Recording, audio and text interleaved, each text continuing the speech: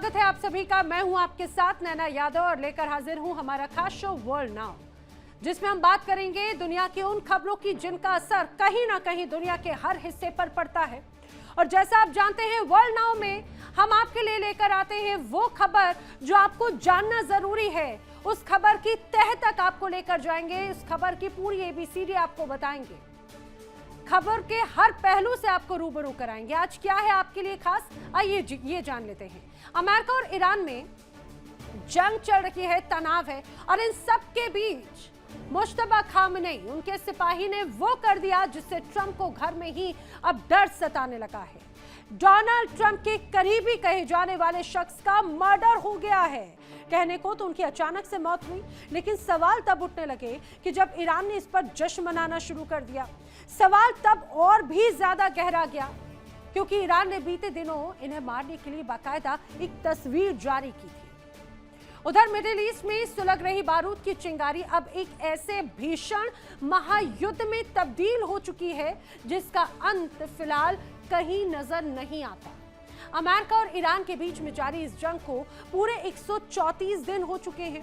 एक बार फिर महाविनाश की तस्वीरें सामने आई हैं, जब अमेरिका ने ईरान के 140 ठिकानों पर ताबड़तोड़ बमबारी की, तो पलटवार में ईरान ने भी 5 देशों पर मिसाइल और ड्रोन दागकर तबाही मचा दी। इस जंग के बीच एक बार फिर स्ट्रेट ऑफ हॉर्मुज के बंद होने का खतरा मंडरा रहा है, जिसने वैश्विक तेल और गैस सप्लाई चेन की सांसें अटका दी है।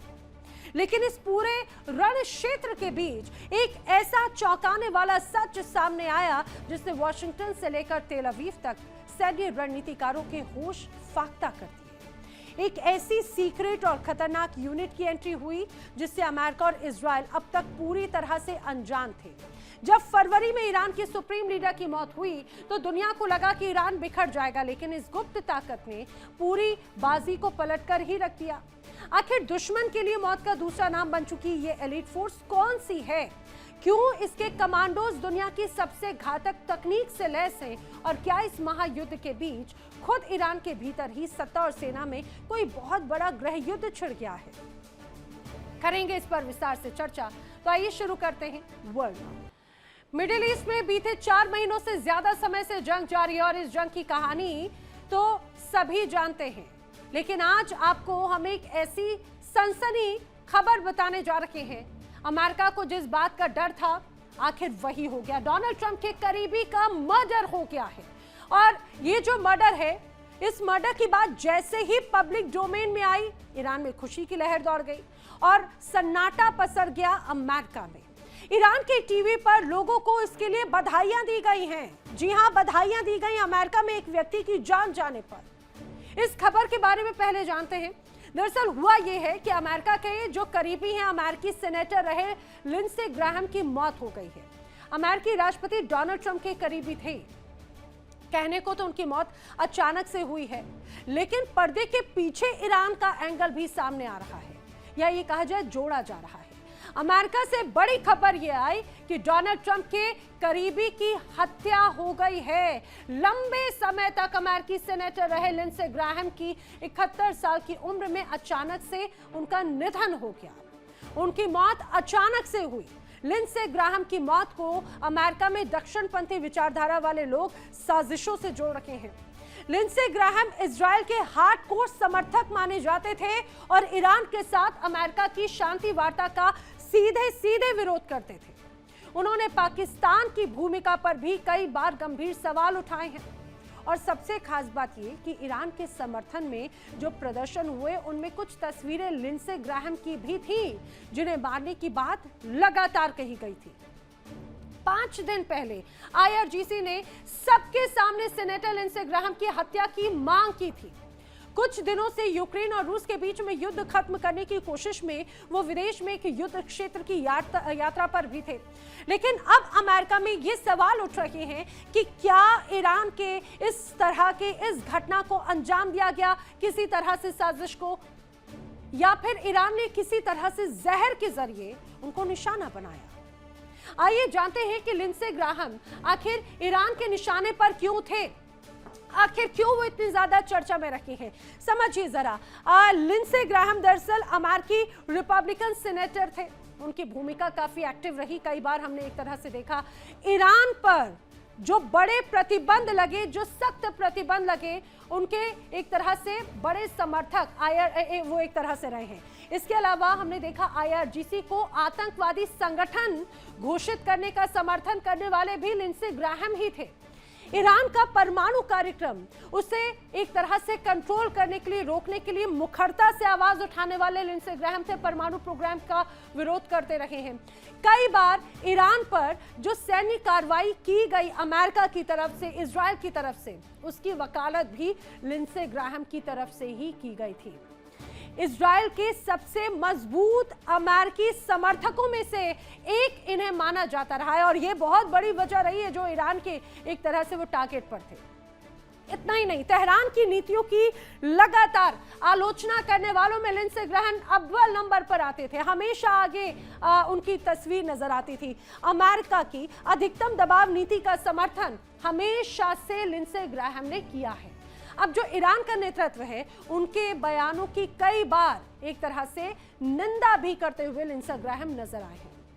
ईरान समर्थक हलकों में अब उन्हीं विरोधी नेता के तौर पर माना जाता था और यही वजह है कि जब लिंडसे ग्राहम की मौत की खबर आई तो ईरान में बड़ा उत्साह था। ईरान में खुशियां मनाई गई, ईरान में एक दूसरे को बधाइयां दी गई। आखिर ये क्या वजह रही? इस पर अमेरिका और इजराइल से भी अब जांच की मांग उठने लगी है कि लिंडसे ग्राहम की जो मौत हुई, जो उनकी जान गई, क्या वो वाकई में सामान्य थे या फिर इसके पीछे कहीं ना कहीं ईरान का एंगल रहा है। इसकी सख्त जांच होनी चाहिए।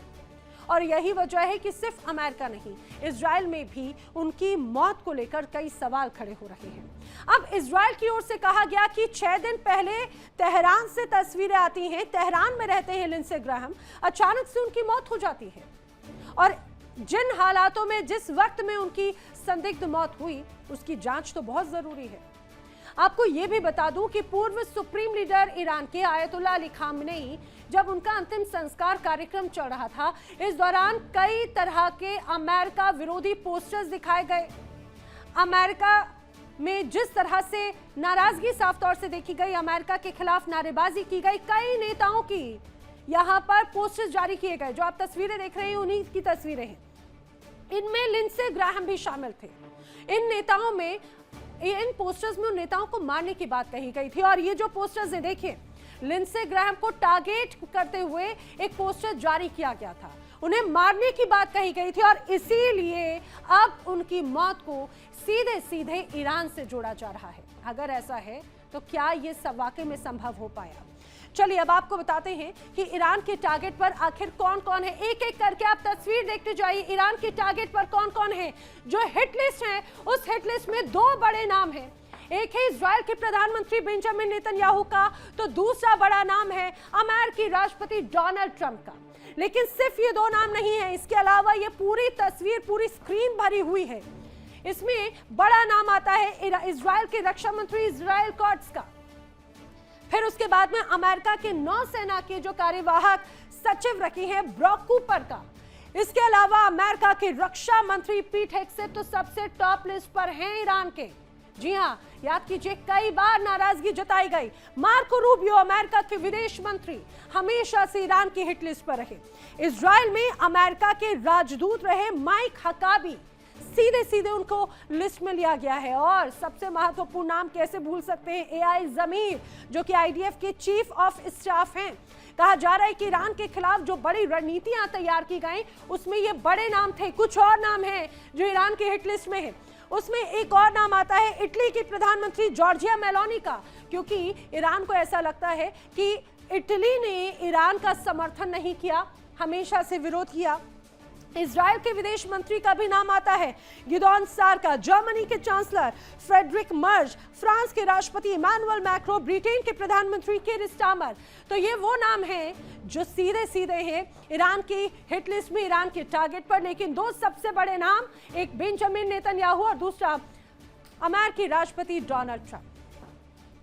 अमेरिका जिस ईरान को ये कहता रहा कि उसके नेता रडार पर हैं और अली खामनेई सहित कई नेताओं को मार दिया, ठीक उसी अंदाज में अब ईरान चुपचाप अमेरिका में अपने एसेट्स के जरिए अमेरिकी नेताओं को टारगेट बना रहा है।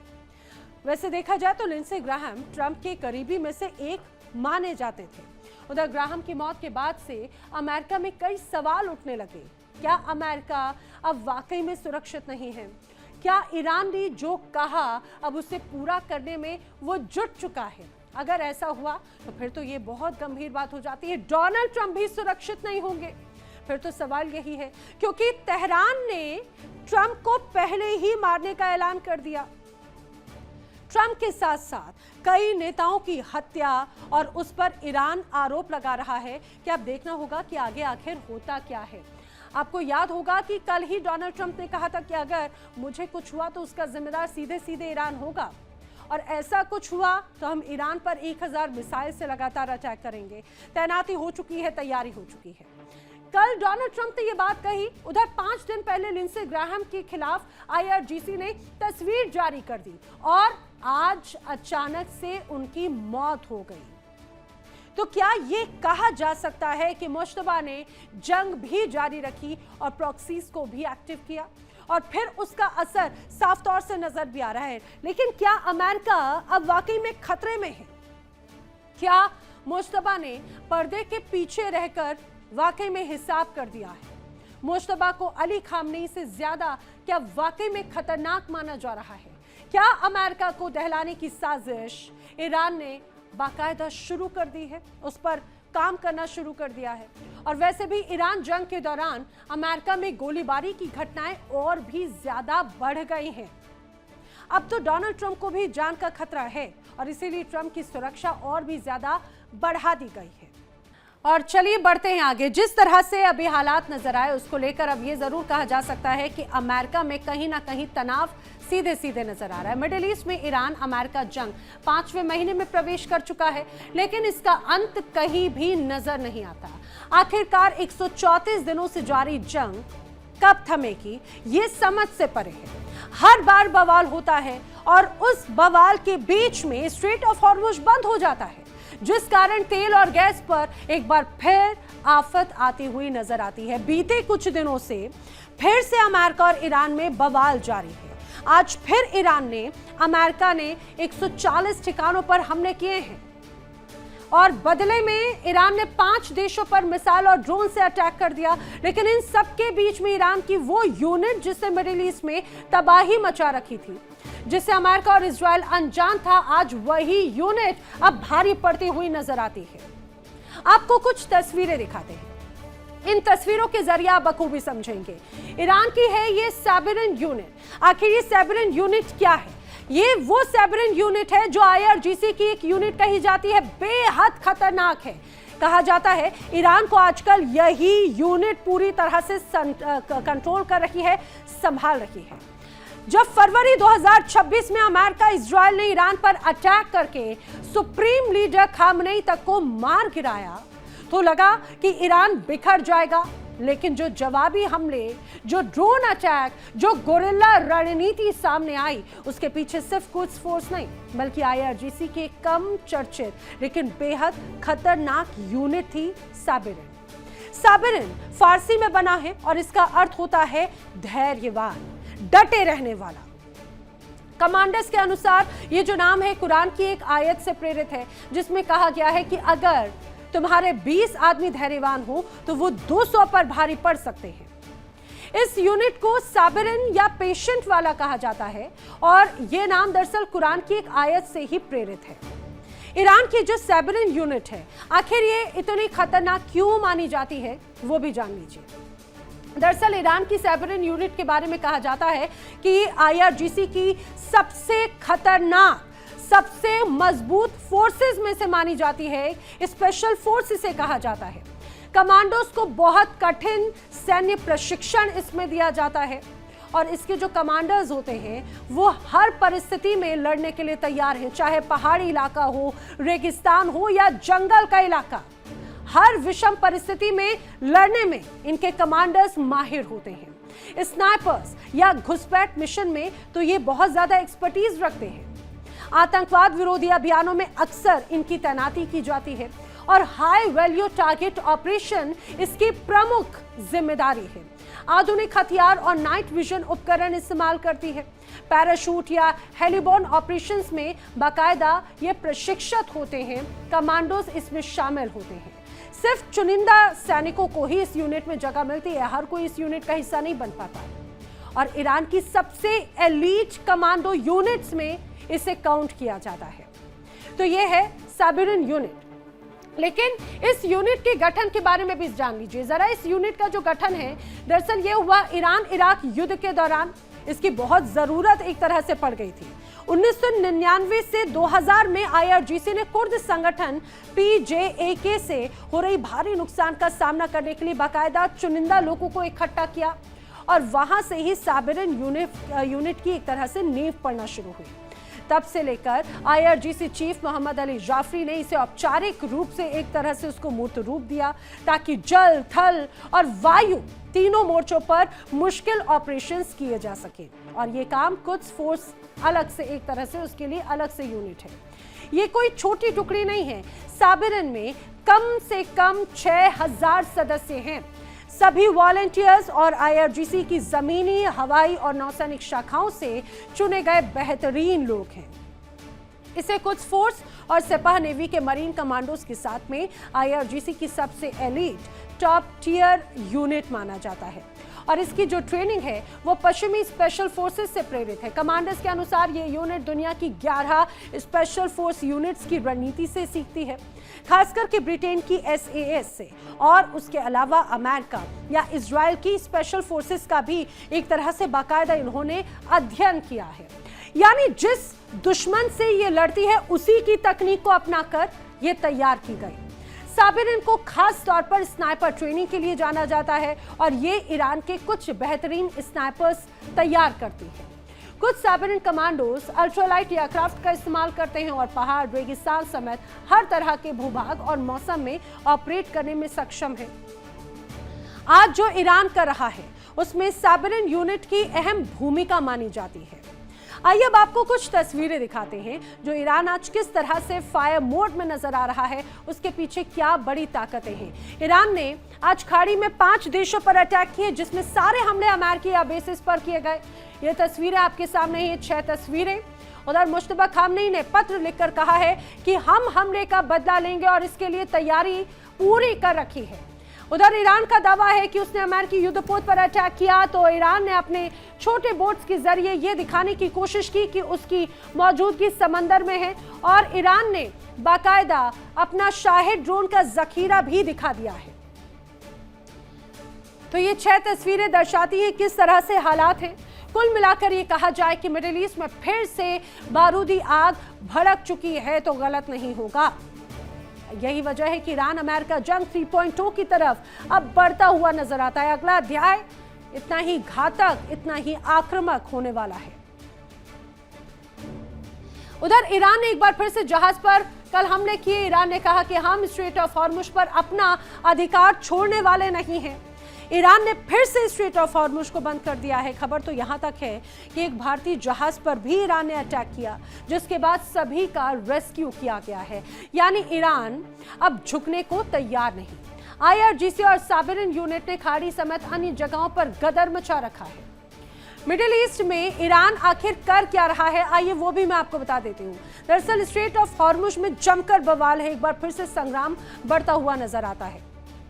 ईरान ने मिडिल ईस्ट के 6 देशों पर अटैक किया। ये 6 देश कौन से थे? ये 6 देश थे Jordan, Kuwait, Bahrain, Qatar, UAE और ओमान, जहां पर ईरान ने अटैक किया है। अमेरिकी सैन्य ठिकानों पर मिसाइल और ड्रोन अटैक किए गए हैं। ईरानी सुप्रीम लीडर का कहना है कि पिता की मौत का बदला हम जरूर लेंगे। तो ईरान ने कहा कि स्ट्रेट ऑफ हॉर्मुज पर फैसला हम और ओमान ही करेंगे, किसी तीसरे देश को इसमें हस्तक्षेप करने की कोई गुंजाइश ही नहीं है। यानी सीज फायर और समझौता तो पुराना हो चुका है, लड़ाई का main Akhara straight of Hormuz बन गया है। ईरान चाहता है कि हॉर्मुज पर कोई अधिकार ना जमाए, लेकिन अमेरिका तो कुछ और ही प्लानिंग करके बैठा हुआ है। मिडिल ईस्ट में एक बार फिर से गदर मचा हुआ है। कल ईरान ने फिर से एक जहाज पर अटैक किया जो ओमान के द्वारा दिए गए नए रास्तों से गुजरने की कोशिश कर रहा था, और इसी बीच ईरान ने अटैक किया है। इस घटना के बाद अमेरिका ने ईरान में करीब 140 ठिकानों पर मिसाइल से अटैक किए। इस हमले में ईरान के कई ठिकानों पर अमेरिकी मिसाइलें जमकर गरजी हैं। उधर अमेरिकी रक्षा मंत्री पीट हेगसेथ ने कहा है कि ईरान ने बड़ी गलती की है, अब कीमत जरूर चुकानी होगी। अमेरिका ने इस हफ्ते तीसरी बार ईरान पर अटैक किया, एक हफ्ते में तीसरी बार।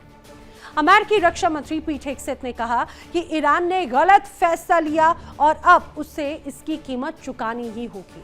अमेरिका का दावा है कि हमला स्ट्रेट ऑफ हॉर्मुज में एक मालवाहक जहाज पर ईरानी कार्रवाई के जवाब में किया गया, जबकि ईरान ने एक बार फिर से स्ट्रेट ऑफ हॉर्मुज बंद करने का ऐलान किया है।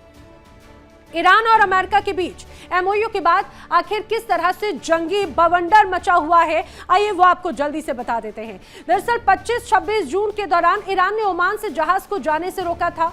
अमेरिका ने सिरिक और अन्य क्षेत्रों में अटैक कर दिया। 4 से ज्यादा ईरानी सैन्य ठिकानों पर अटैक की खबर है। तो वहीं 7 से 9 जुलाई के बीच में ईरानी स्ट्रेट ऑफ हॉर्मुज में जहाजों को निशाना बनाया तो अमेरिका ने 300 से ज्यादा लक्ष्यों पर अटैक कर दिया। Radar, missile site, drone base सब कुछ तबाह होते हुए नजर आए। 10 से 11 जुलाई को अमेरिका ने खार्ग आइलैंड बुशहर पर अटैक किया। चाबार सहित ईरान में 150 से ज्यादा स्थानों पर स्ट्राइक की गई। इसके जवाब में ईरान का बहरीन समेत कई जगहों पर अटैक हुआ। कुवैत, ओमान में अमेरिकी ठिकानों पर 85 से ज्यादा मिसाइलें दागी गईं। बीते एक सप्ताह में अमेरिका ने ईरान के खिलाफ बड़े पैमाने पर सैन्य कार्रवाई करते हुए 300 से ज्यादा मिसाइलों से अटैक किए। इससे ईरान के पुल एनर्जी सेक्टर्स को टारगेट किया गया। अब खबर है कि अमेरिका एक बहुत बड़ा प्लान कर रहा है। प्लानिंग ये है कि वो ईरान पर अटैक करे और ईरान को एक बार फिर से डील की टेबल पर लेकर आए। कल भी मस्कट में बातचीत के लिए दोनों देश के नेता गए, लेकिन हुआ क्या, वहां पर भी कोई बात नहीं बनी। अमेरिकी सेंट्रल कमांड ने बीते 11 जुलाई को ईरान पर अटैक का तीसरा चरण पूरा कर लिया है। अमेरिकी सेना ने जमीन और समंदर से उड़ान भरने वाले लड़ाकू विमानों, ड्रोन और नेवी ने ईरान के करीब 140 सैन्य ठिकानों पर धावा बोला। इसमें ईरान की मिसाइल और ड्रोन साइट्स भी शामिल हैं, गोला बारूद के भंडार शामिल हैं, तो नौसैनिक क्षमताएं भी शामिल हैं। कम्युनिकेशन नेटवर्क और कोस्टल सर्विलांस लोकेशन भी इसमें शामिल थे।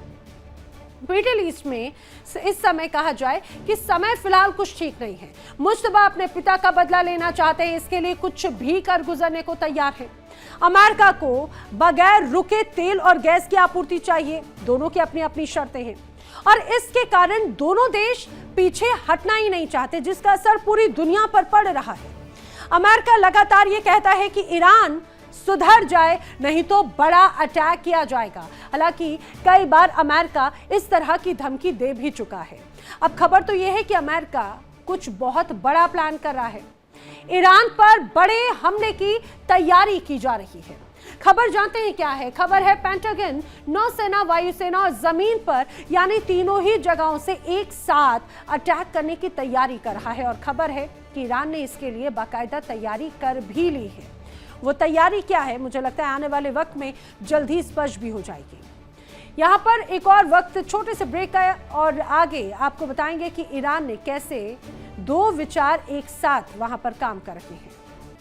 स्ट्रेट ऑफ हॉर्मुज को लेकर ईरान के भीतर मतभेद खुलकर सामने आने लगे हैं, जहां पर कट्टरपंथी गुट और IRGC स्ट्रेट ऑफ हॉर्मुज पर कंट्रोल बनाए रखना और अमेरिका से बदला लेने की बात कह रहे हैं।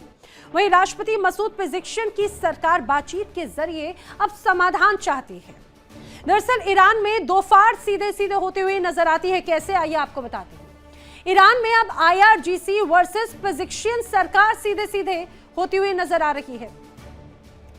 मिडिल ईस्ट में जंग को लेकर ईरान में 2 फाड़ है। ईरान में IRGC बनाम पेज़ेश्कियान सरकार है। पेज़ेश्कियान गालिबाफ अगर बात की जाए तो जंग का समाधान एक तरह से चाहते हैं। स्ट्रेट ऑफ हॉर्मुज को लेकर सहमति बनाने के लिए तैयार है, लेकिन IRGC चाहता है कि स्ट्रेट ऑफ हॉर्मुज पर उसका कंट्रोल रहे। IRGC बार बार हॉर्मुज बंद कर यूएस को परेशान करता है और जंग का एक कारण IRGC का ना झुकना भी शामिल है। लेकिन गालिबाफ कहते हैं झुको नहीं, लेकिन कुछ ऐसी कूटनीति अपनाओ जिससे सांप भी मर जाए और लाठी भी ना टूटे। उधर रक्षा जानकार का यह मानना है कि अगर ईरान के कट्टरपंथी गुट अपने रुख पर अड़े रहते हैं और स्ट्रेट ऑफ हॉर्मुज को बंद रखने की नीति जारी रखते हैं तो अमेरिका की ओर से और बड़े सैन्य हमले हो सकते हैं। वहीं अगर पिजिक्शियन सरकार IRGC पर दबाव बनाकर उसे पीछे हटने के लिए तैयार कर लेता है तो ओमान की मध्यस्थता में एक नया समझौता संभव हो सकता है। हालांकि इसके आसार फिलहाल बहुत कम ही नजर आ रहे हैं। तो वर्ल्ड नाउ में आज फिलहाल इतना ही, लेकिन देश दुनिया की तमाम बड़ी खबरें इंडिया डेली 24/7 पर आगे भी जारी है। देखिए इंडिया डेली 24/7 अब आपके स्मार्ट टीवी पर। इंडिया डेली मौजूद है सभी डिजिटल प्लेटफॉर्म पर लाइव और लगातार। इंडिया डेली 24/7 हर दिन राष्ट्र को